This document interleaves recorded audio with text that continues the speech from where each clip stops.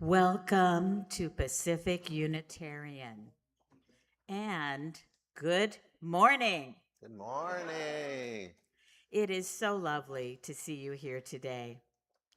We have Pastor Joshua Berg, our settled minister, with us. Hello. It's only 2 more Sundays until 2026. Wow. We've made it through a very chaotic and difficult year. We may feel battered, but we are still capable of creating kindness and joy. My name, Leanne Hart. I am your worship associate for today. We represent progressive religious thought here in the South Bay. We welcome people of all creeds, races, sexual orientations, and gender identities. We gather here in this sacred space on the ancestral lands of the Tongva people. We strive to be better stewards of the land we are honored to inhabit. If you are here for the first time, we welcome you and want you to know that we have spiritual exploration and education for school-aged children that begins directly after the Moment for All Ages. Brunch is served on the patio after the service. Your first time is free of charge. I'd like to make a few announcements and bring some people up. First of all, it looks like we're going to be having a really fun Sunday next week, and Kiki and Jackie are going to come up and tell us about it. Yay.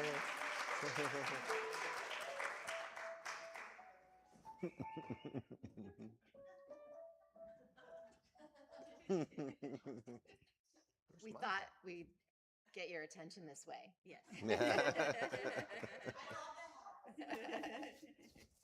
Next Sunday after service, we're going to have a family fest, a Yule family fest. Last year we did the craft table where we made the Yule logs. Who was here for that?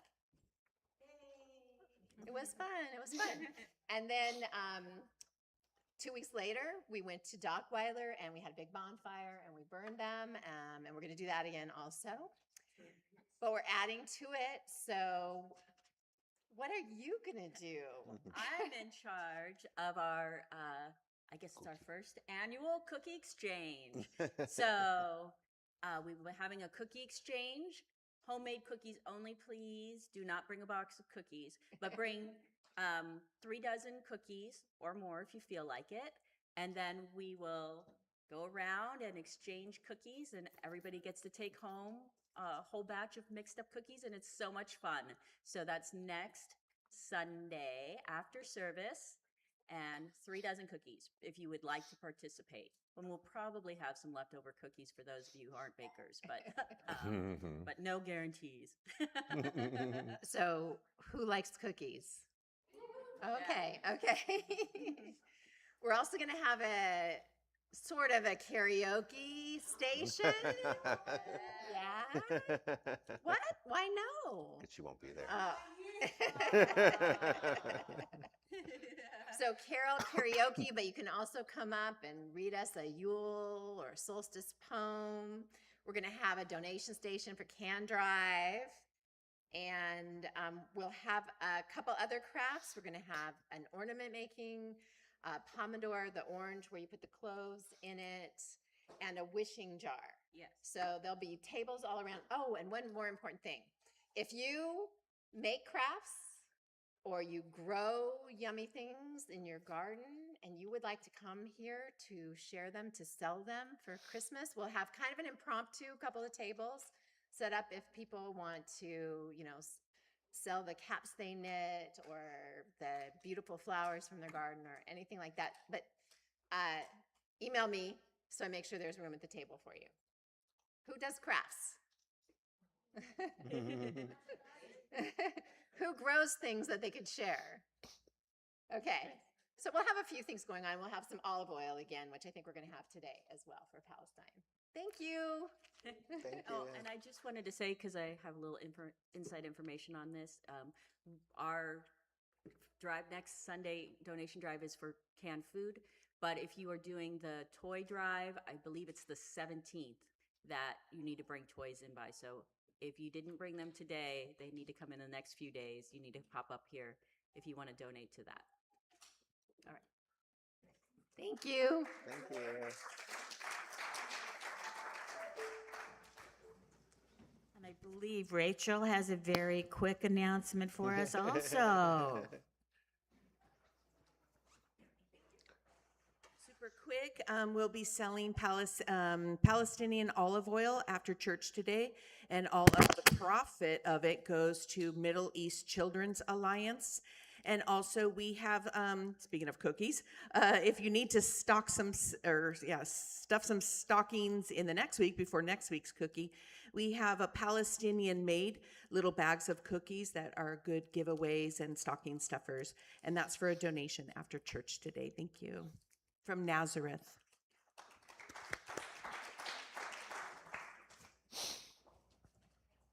Okay, so this is a very important announcement for members. Today at 12 noon, please don't disappear before 12 noon today, we have our fall financial review and a special election. Now, this vote is about the congregation making a final name choice for Pacific Unitarian, the final one. We do want to know whether you want a new name or we are good with the one we have. So we're going to find that out today, and come on in to the financial review, because it will also be telling us the review of last year's fiscal year and the review of the proposed strategic plan. Okay, let's see. A few more.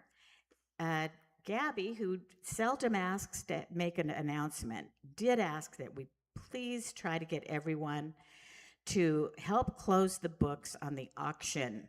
The auction needs to be over, and it's not, because we have outstanding bids that have not been paid for. Please check with Gabby or on the website, and let's take care of that before the end of the year. Don't forget, Wednesday, December 24th, we have our very special annual Christmas Eve service. Starts here at 5 p.m. Do we need more volunteers? Yes. So we're looking for a few people who might want to participate, come up and do a reading. Check with Pastor Joshua. And the weekly sandwich making for Community's Child is going full form. It's at 10:30 a.m. on Monday.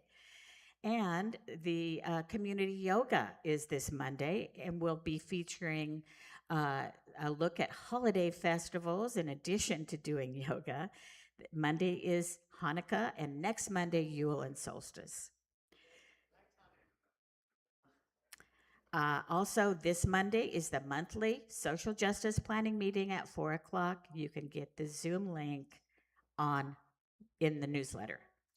Okay, lots going on. Remember to check your weekly newsletter and the website for more information. Now, we can turn our attention to being here for our service. This is our chalice lighting, words by Sherry Woodbury. Welcome, all who seek renewal in a weary world. Welcome all who come with love and energy to share. Welcome to those who worry about the future. Welcome to each one who is grateful for today. Know that in this place you are not alone. In community, we share our strength with one another, and we keep the flame of love burning bright. Know that in this place, responsibility is shared.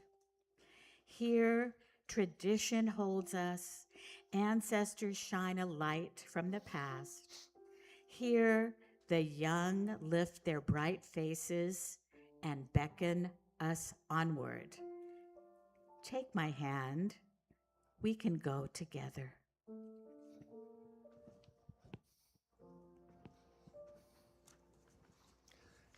Thank you, Leanne. Thank you, Kiki and Jackie and Rachel. Thank you all for being here. I'm Pastor Joshua. Good morning. Good morning. I want to wish everyone who's going to be celebrating Hanukkah, it's a little early, but it'll first candle tonight. Happy Hanukkah. And I also wanted to mention one little thing that I keep forgetting every week. If you're interested in social justice, our social justice team, if they're here on Sunday, sometimes they are, sometimes they're not, will be wearing a button so you can approach them. What color is the button? It's like pinkish, and it says PEC at PUC, Peace, Equity, and Climate at PUC. And you can approach them and ask about social justice. So I call you all to worship this morning. I had some words, but I loved the words you chose, so I'm going to leave it at that because they were so beautiful, and call you to worship with that wonderful chalice lighting. So with that, welcome, and please rise in body or spirit for our opening hymn, This Boat by Laura Zucker. It's a new hymn in our new digital hymn book.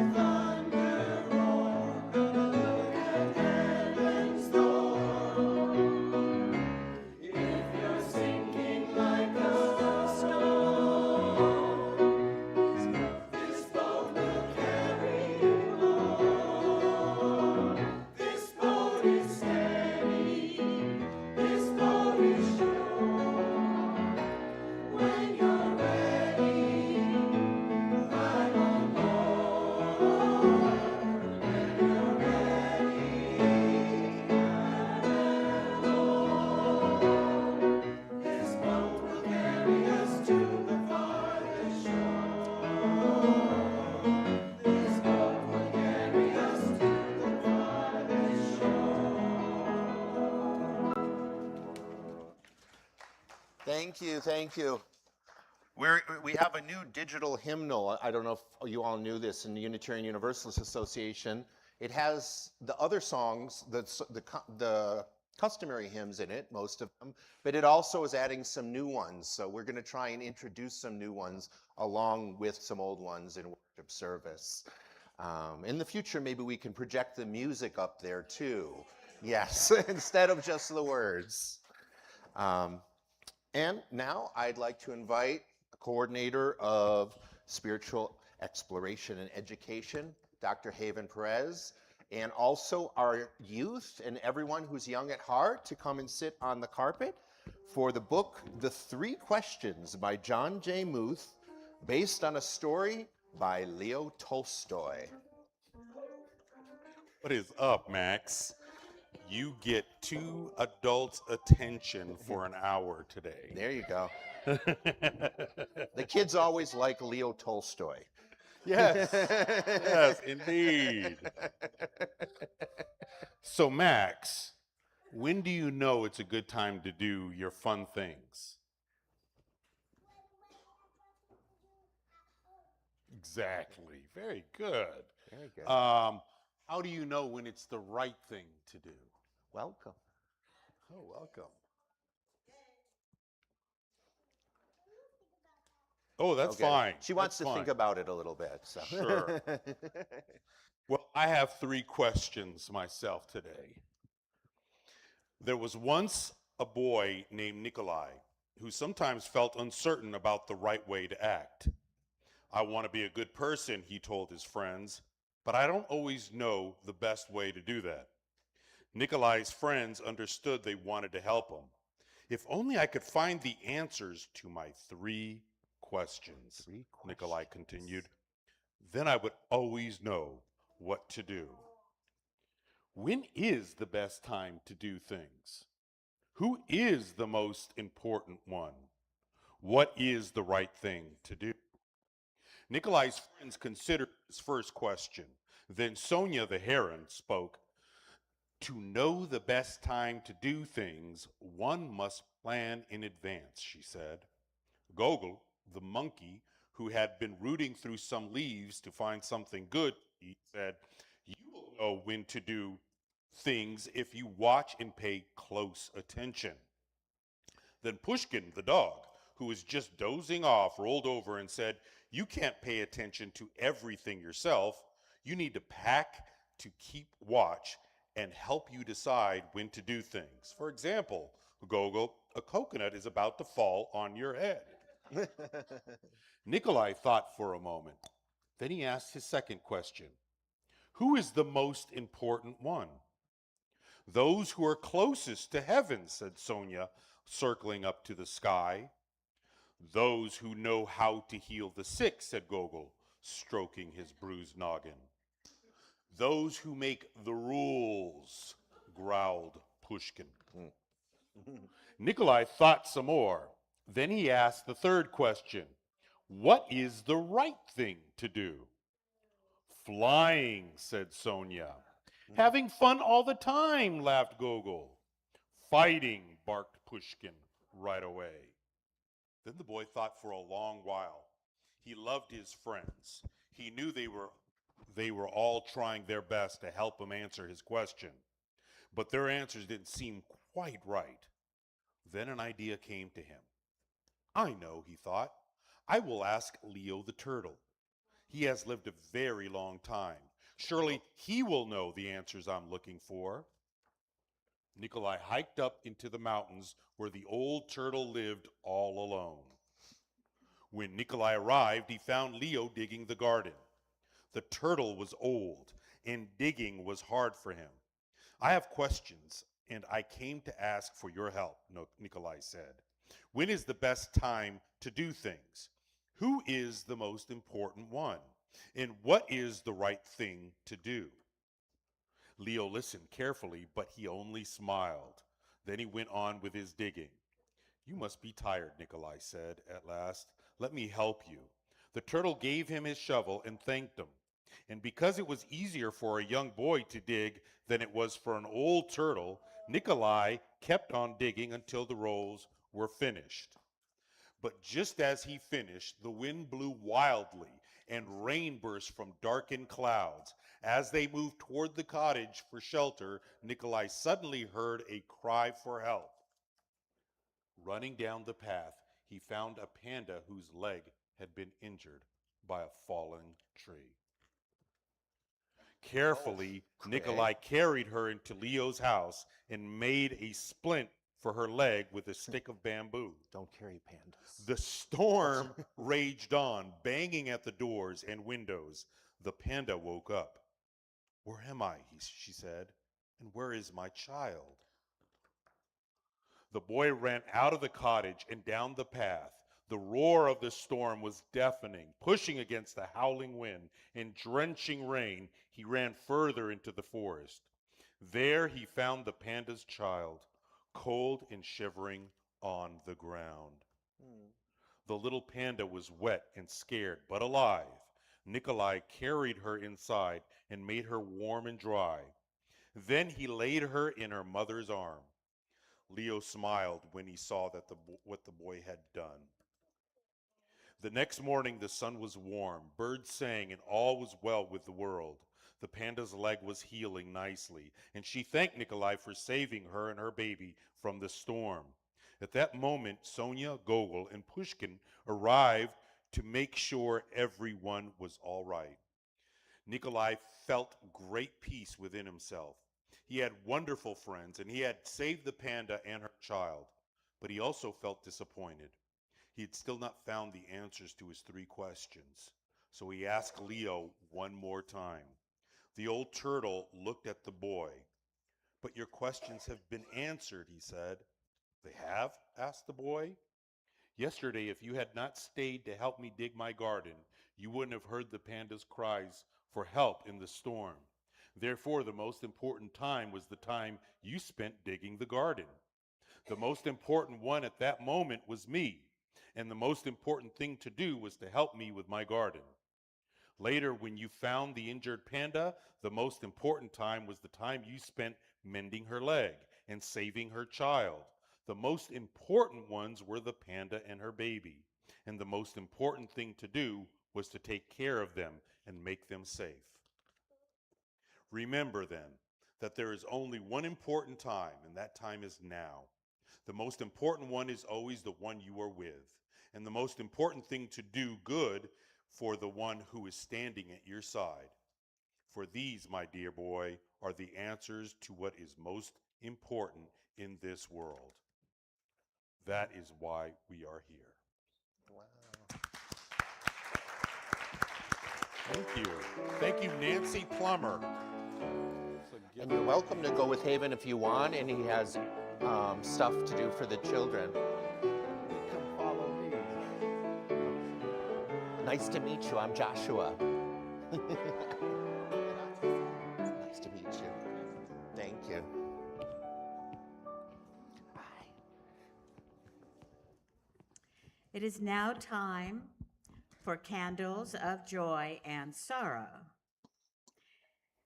You are invited to come forward to receive a candle that you will then light from the candle in the center bowl.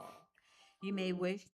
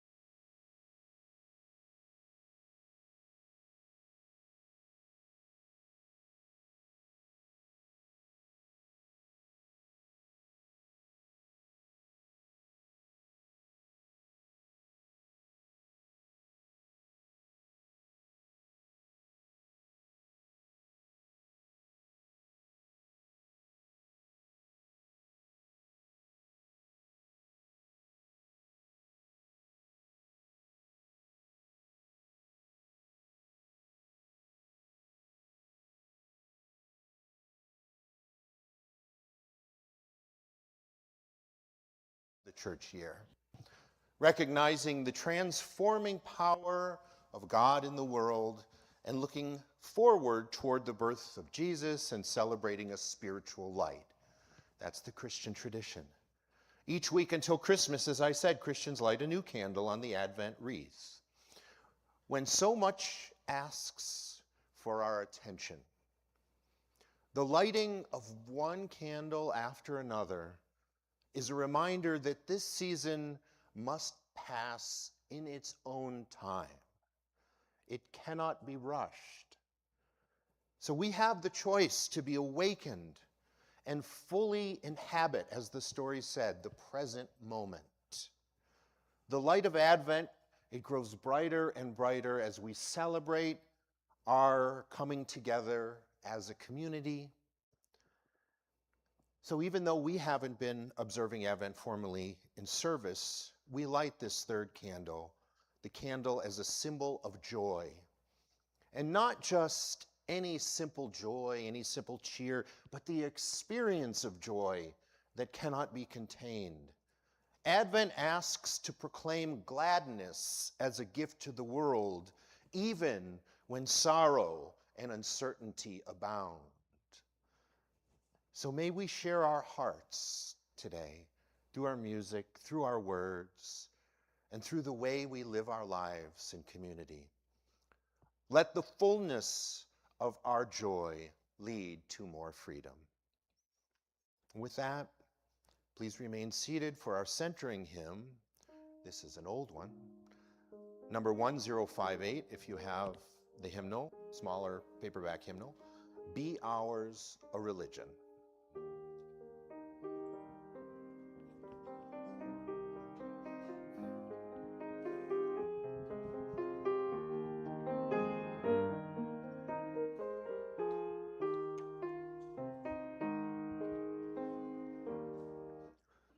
Be ours a religion, it's like sunshine, goes everywhere.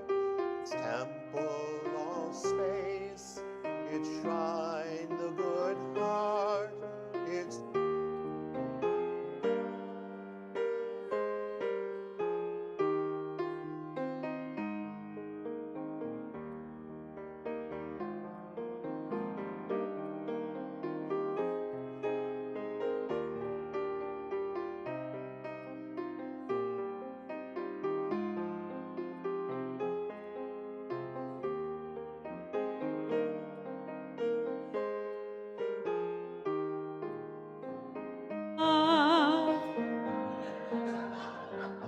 Okay, let's do that one more time then.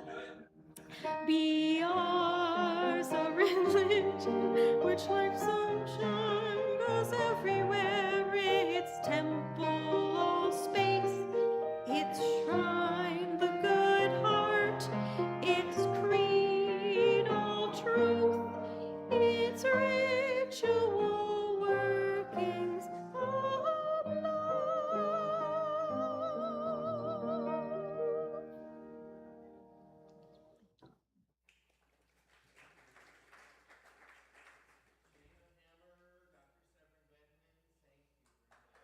And our Spirit of Life Choir as well today is joining us. Speaking of religion, hold on to your seats. This is a reading from The Hijacked Christianity, a conversation with Dr. O'Barry M. Hendricks, Jr.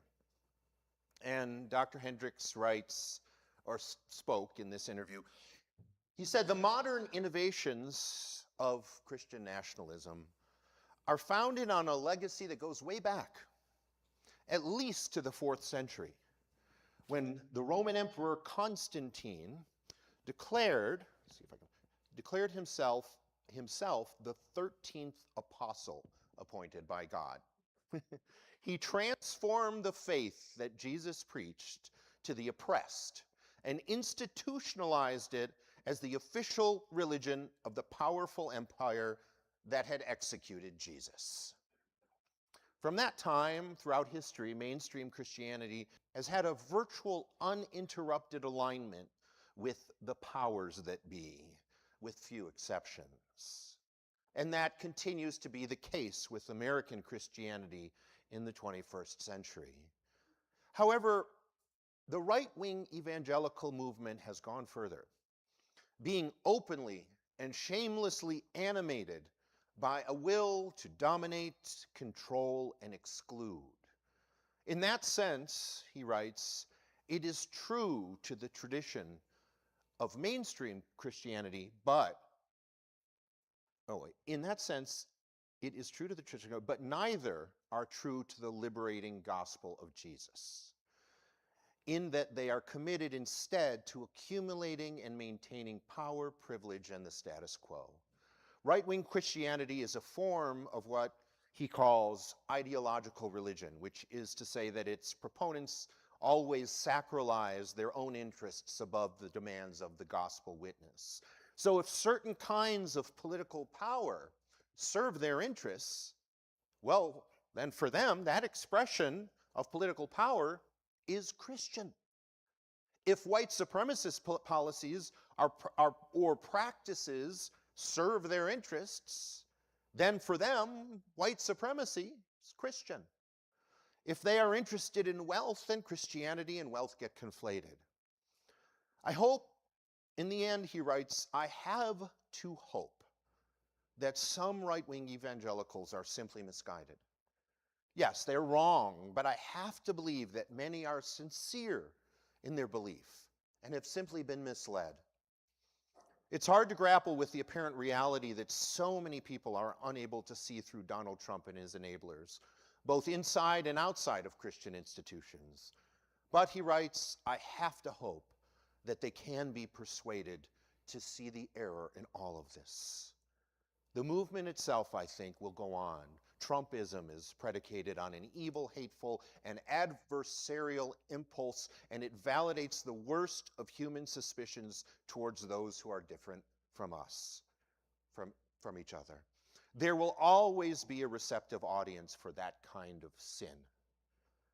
Am I hopeful? He writes. He asks. I'm not sure that's the right word for it, but I am committed to confronting evil. That's Dr. O'Barry Hendricks. So, in 2016, my family was living for a few months in Savannah, Georgia, taking care of my mother-in-law. It's a gorgeous city. You've probably seen pictures on my Facebook page from our recent visit. Spanish moss drapes itself over oak-lined squares, and grand southern mansions frame meticulously landscaped gardens, landscaped squares, and the majority of people you meet are very polite Southern Christians, most of them. The setting was a boon for my wedding officiant business. I was officiating a lot of weddings down there. And one afternoon at a meeting of a local wedding vendors group, the conversation turned, as it often did in that year, 2016, to the upcoming presidential election. In the middle of a casual discussion, a woman said, without hesitation or without any embarrassment, I can't vote for Hillary because she kills babies. And I was stunned. Having spent over a decade in California, I had heard anti-abortion rhetoric before, but never like this. Never so bluntly.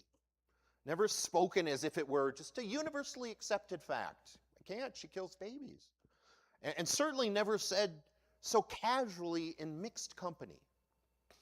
In California, statements like this were maybe whispered, carefully coded, or shared openly, but only amongst trusted allies. Here, it was declared openly, confidently, and without concern for who might be listening. And what struck me most in that moment was that this woman almost certainly would have recoiled at labeling her a Christian nationalist, if she even heard that term. She likely understood herself simply as a Christian, expressing a moral belief. And yet her statement, it revealed something deeper and far more troubling: the successful normalization of an ideology that has spent generations reshaping Christianity into something unrecognizable, something rooted not in love and humanity or justice, but rooted in fear and power and political domination. Christian nationalism is not Christianity that we celebrate in this season. It is not theology. It is not gospel. That moment in Savannah was my awakening to the reality that white Christian nationalism, an ideology long cultivated on the margins, was mainstream. Christian nationalism is a political and social ideology built on the false belief that the United States was founded as a Christian nation and must be governed according to its narrow interpretations of the Bible, one defined and enforced by Christian nationalists themselves who hold power. This ideology routinely distorts Scripture to justify racism, to justify white supremacy, to misogyny, exclusion, xenophobia, and often violence. I called this sermon Cutting the UnBiblical Chord, C-H-O-R-D, not just because it's cool wordplay, but not to toot my own horn, but because Christian nationalism wraps itself in religious language while betraying the core biblical teachings of Jesus: love of neighbor, care for the marginalized, humility and service, resistance to domination. Christian nationalism does not ask, how do we live faithfully? It asks, how do we win? Christian nationalism, it did not suddenly appear in 2016, as I said, when I met this woman. It was mainstream at that point. It's existed since the founding of our nation, if not in name. Even then, it was recognized, and it was explicitly rejected by our founders, who understood the danger of religious power fused with state authority. Its modern form began to crystallize in the mid-20th century, largely as a backlash to what some conservative evangelicals perceived as a threatening liberal Protestant globalism, which included Unitarianism and Universalism. In the 1940s, many Christian leaders promoted progressive liberal Christian leaders promoted international cooperation and scientific inquiry and compassionate engagement with diverse cultures around the world. That's where our tradition got started.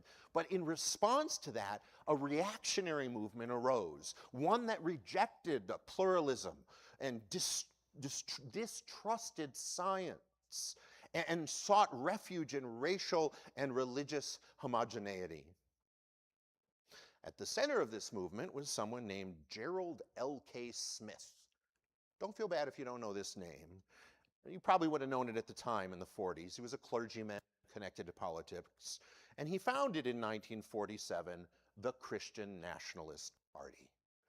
And his efforts help lay the groundwork for what would later become the Christian identity movement and what would eventually become what is today the organized Christian nationalism.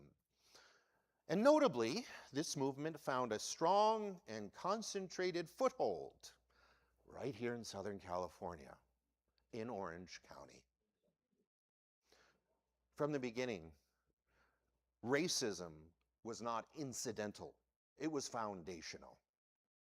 1963, following one of Reverend Dr. Martin Luther King Jr.'s most powerful speeches, Billy Graham, who I'm sure you've heard of, was asked about racial integration. And his response was chilling. White and black children in Alabama would walk hand in hand, he said, only when Christ comes again. And Christian nationalism moved fully into the spotlight in 1964, right after that speech, with the presidential campaign of A. Barry Goldwater. Though Goldwater lost that election, his campaign normalized religious extremism in conservative politics. He declared his declaration that, quote, extremism in the defense of liberty is no vice. It became a rallying cry, one that reshaped the Republican Party for generations. And today, Christian nationalism is no longer lurking on the fringes, as I saw in Savannah. It is embedded deeply within our political institutions. It is a late-stage cancer metastasizing through government, media, and culture. We saw it unmistakably on January 6th, 2021, when Christian symbols and Christian prayers and banners declaring Jesus saves appeared alongside gallows and Confederate flags. We see it in organizations like Charlie Kirk's Turning Point USA. We see it in the political careers of major figures like General Michael Flynn, who openly toured the country promoting Christian nationalist ideology. And Doug Mastriano, 2022, ran for governor of Pennsylvania against Josh Shapiro, who thankfully won, and made no effort to hide his anti-Semitism, his Islamophobia, and his allegiance to this movement, Christian nationalism. Project 2025 is explicitly Christian nationalist. Secretary Pete Hegseth regularly espouses Christian nationalist views, as well as has a Christian nationalist tattoo, and he espouses them as a representative of our government. And he's a member of an outspoken Christian nationalist megachurch run by Pastor Doug Wilson. We see it today throughout the corridors of power, unfortunately. In his book, American Idolatry, How Christian Nationalism Betrays the Gospel and Threatens the Church, sociologist Andrew Whitehead argues that many American Christians have elevated power and fear and violence to the status of idols, in direct opposition to the teachings of Jesus. Whitehead writes, Christian nationalism is not interested in a government for the people, by the people, but rather for a particular people, by a particular people. Along with sociologist Samuel Perry, Whitehead describes a spectrum of engagement with Christian nationalism. Different people describe this differently, but they say at one end, they place what they call rejectors. I'm a rejector. It's those who understand the ideology to a certain extent and actively resist it. Next are what he calls resistors, resistors, people who are uncomfortable with it. They understand it a little, they're uncomfortable with it, but who largely ignore it. They don't do anything to actively resist it. And then come the accommodators. These are usually well-meaning Christians who probably don't understand it, don't fully understand Christian nationalism, but they espouse its views, believing promoting Christianity in public life, it must be a good thing. The woman I met in Savannah was likely an accommodator. And finally, there are ambassadors, is the word they use.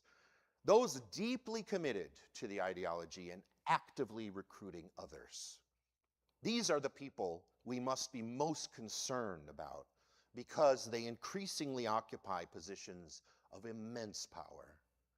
Even institutions that appear harmless, that appear benign. You've heard of the National Prayer Breakfast. Okay, a bunch of interfaith people getting together for prayer. It's an explicitly Seven Mountain Mandates Christian nationalist organization that its function, and that prayer breakfast functions as a recruitment and networking hub for Christian nationalist influence. They're trying to recruit. So this brings us to a question that many people, especially other Christians, have asked repeatedly over the decade. How can anyone who claims Christian values support a leader whose behavior so blatantly contradicts the very teachings of Jesus? And the answer is Christian nationalism. I'll explain. There are multiple pathways into Christian nationalism. For some, it begins with nostalgia for traditional social hierarchies, men and women, or a desire to see Christian symbols dominate public life. Others embrace a narrow, exclusionary definition of who counts as truly American. I remember Doug Wilson an interview I just saw saying, well, someone asked him, well, can Muslims and Jews and everyone else be part of America? And he said, sure, but not too many of them. And not in power. They're not truly American. Some people are motivated to Christian nationalism by explicit white supremacy or fierce opposition to the separation of church and state, which is disestablishmentarianism, one of English language's longest words. Most adherents of Christian nationalism are driven by a combination of all of these things that I've talked about, all of these forces. But, and in my research, this was the interesting thing, there is one pathway that is both new and much, much more potent. And I believe it explains evangelical support of Donald Trump. It's something that most Americans, including myself, knew or know little or nothing about. Have you heard, by a show of middle fingers, sorry, have you heard of the, you gotta laugh, have you heard of the Seven Mountains Mandate? You have, some of you have. Doug Padgett, executive director of Vote Common Good and host of the podcast Confronting Christian Nationalism, calls the Seven Mountains Mandate a new variant of the virus of Christian nationalism. It emerged about 1975, mid-1970s. The Seven Mountains Mandate, also known as the Seven Spheres of Influence, is a dominionist theology that teaches Christians have a divine obligation to take dominion over 7 key areas of society in order to bring about God's kingdom on earth. And these 7 areas are arts and entertainment, business, education, family, media, religion, and I bet you can guess the last one, government. The idea draws loosely and misleadingly from the book of Revelation. The book of Revelation, the final text in the gospel, is a text filled with this apocalyptic symbolism. It's hard to believe what's in there, but if one believes truly that the Bible must be read literally, it's the Word of God, then you do also have to believe the fantastical proclamations in the book of Revelation. And Revelation references 7 mountains. And this 7 mountains reference in the book of Revelations is interpreted as 7 God-appointed leaders who will usher in the end times. Emanate the eschaton. I think that's what it's called. The danger of this reading lies in its apparent harmlessness. To many Christians, it sounds very reasonable, even admirable. Oh, we want Christians in positions of influence. What's wrong with that? And that's why it's actually gained traction across racial lines, including in some Black and Hispanic churches. Many who support it do so, unfortunately, without fully understanding it or its implications. But dig deeper, and the ideology reveals its true nature. Seven Mountains ideology teaches that 2 countries, Israel and America, are unique in the history of the world as the only 2 nations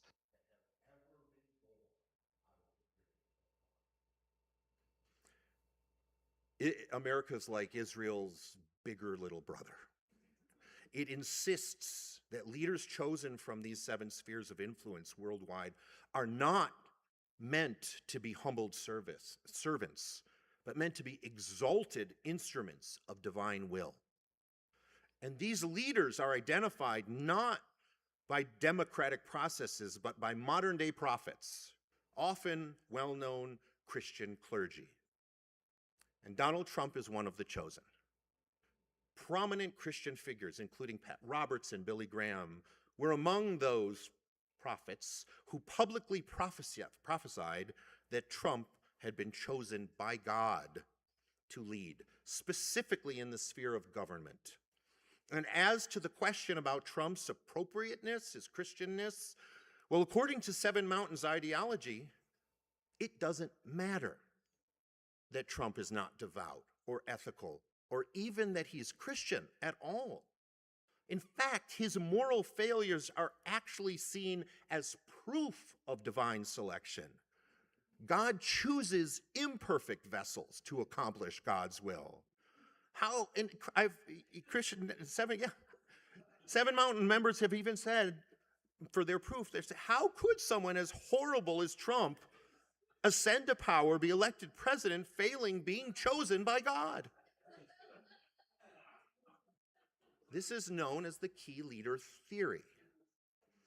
And to justify this belief, adherents frequently invoke scripture. The one I told you about in Revelation, but also from the book of Isaiah in the Hebrew texts, where it's written, I am the one who says of Cyrus, he is my shepherd, and he shall carry out all my purpose. I call you by your name, though you do not know me. Calling a King Cyrus who was not Jewish, who didn't know God, to lead. King Cyrus, in that passage, was called and anointed by God to save Israel and to save Jerusalem. He wasn't Jewish. Guess where the essentially anti-religious Trump moved the American embassy? To Jerusalem. You will also hear them reference the book of Esther. And when he did that, and Mike Pompeo, Secretary of State, went to Israel, he publicly, representing the United States, declared that he thought Trump was chosen by God. You will also hear them reference the book of Esther, wherein Esther is the savior of the Jews. The quote, it's a book that they read on Purim. It's not actually in the Bible. But the quote is meant to position Trump as a chosen leader anointed for such a time as this, which is the famous phrase from the book of Esther. I found this an odd comparison of Trump to a queen. Maybe not, but it's common among Seven Mountains believers. Once this logic takes hold, then nothing the leader does disqualifies them. Any action, no matter how cruel, no matter how corrupt, can be reframed as God's inscrutable will. The end, therefore, God's kingdom on earth, justifies the means. This same logic underpinned manifest destiny and justifies the mean. The doctrine of discovery. The ends, a utopian Christian vision used to excuse genocide, enslavement, and theft. This utopian white vision justified the means. And it also explains the big lie. If Trump was chosen by God, then losing an election is actually impossible unless that election was stolen. To question the leader is to question God in the Seven Mountains mandate. This is not faith. This is idolatry. So what can we do? I'm not going to go into a grand explanation, but there are many organizations doing this vital work, and I encourage you to look into them. I got into such a rabbit hole learning so much, I couldn't bring it all here, but there are groups like the Baptist Joint Committee for Religious Liberty, Christians Against Christian Nationalism, which spoke just last year here in the South Bay, the Freedom from Religion Foundation, Vote Common Good. These are all organizations that not only will inform you, but they offer concrete strategies for engagement rooted not in shaming or hostility, that won't work, but in empathy and curiosity and courage. They call on white American Christians in particular to learn from the faith traditions of marginalized communities that have long practiced Christianity without access to power or violence or domination. These organizations remind us that most Christians are not ambassadors of Christian nationalism. There's a lot in power right now, but most are not. Many are accommodators, like the woman in Savannah, who are caught in a web that they did not consciously choose, that they have good intentions. And there is still time to reach them by asking honest questions, by naming deception when we see it, by refusing to surrender true Christianity that they too believe in to those who would weaponize it. Because the heart of the teaching has not changed. I believe, and the data shows, that there are many more mainstream Christians who truly do believe what Jesus taught And when they learn that they have been deceived, they will respond accordingly, and they are. Love still casts out fear. Truth still sets us free, and even faith, when untethered from power, can still heal what nationalism has broken and is breaking. Now our offertory. Thank you.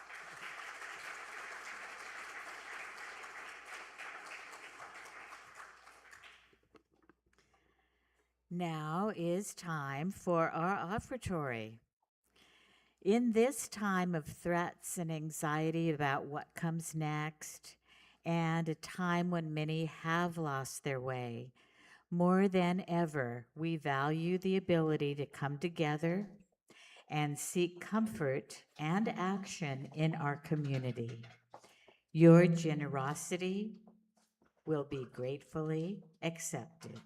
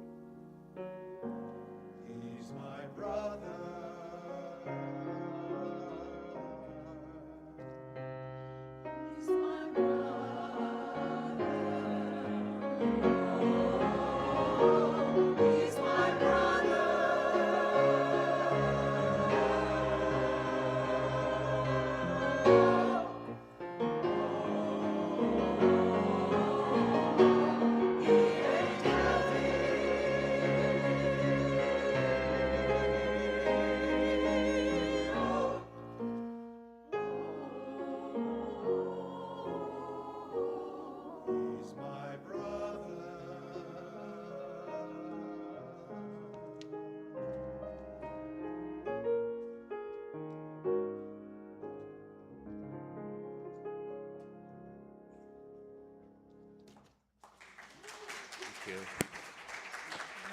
Spirit of Life Choir, thank you. I just also want to mention, you probably saw it in your program, that we are sharing our plate today with shared bread, which has served over 150,000 warm home-cooked meal to their guests. Sharedbread.org. If the baskets have already passed, you can still scan the QR codes if you want to donate or bring it to the basket or bring it to the office. But we are sharing our plate today. Thank you. And now, if you would, as you are able, please rise and join hands for extinguishing the chalice. In closing, let us remember that this beloved community is dedicated to the proposition that within all of our differences and in all of our diversity, there is a unity that makes us one and binds us forever together. In spite of time and death and the space between the stars, we rise in silent witness to that unity. May the blessing of love be upon you. May love's peace abide with you, and may love's presence illuminate your hearts. Now and forevermore, so be it. Amen. Ashe, shalom, salam, namaste, and blessed be. And now our service truly begins.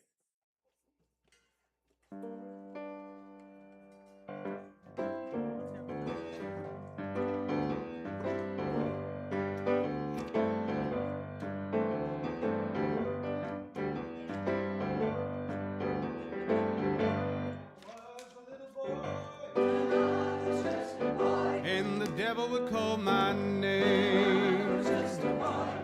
I'd say now, who do you think you're fooling? I'm a consecrated boy. I'm a singer in a Sunday choir. Oh, my mama loves me, she loves me. She get down on her knees and hug me. Oh, she loves me like a rock. She rocks me like the rock of ages. She loves me. Oh, she loves me. She loves me. When I was grown to be a man, and the devil would call my name, I'd say, now who do you think you're fooling? I'm a consummated man. I can snatch a little purity. Oh, my mama loves me. She loves me. She get down on her knees and hug me. Oh, she loves me like a rock. She rocks me like the rock of ages. She loves me. She love me, love me, love me, love me. And if I was the president, and the Congress would call my name, I say, now who do you think you're fooling? I've got the presidential steed. I'm up on the presidential podium. Oh, my mama loves me. She loves me. She get down on her knees and hug me. Oh, she loves me like a rock. She rocks me like the rock of ages. She loves me. Oh, she loves me. She loves me. Loves me like a rock. Loves me like a rock. She loves me, love me, love me, love me. Loves me like a rock. Oh, she loves me. Oh, she loves me. She loves me, love me, love me, love me. Loves me like a rock. Oh, she loves you, yeah, yeah, yeah. Oh, ooh, ooh.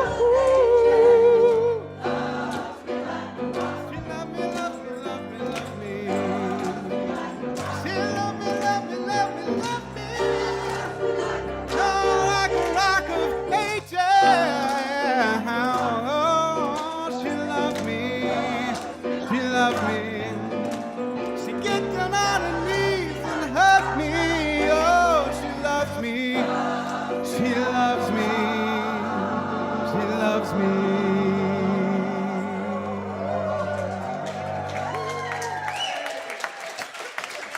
Thank you.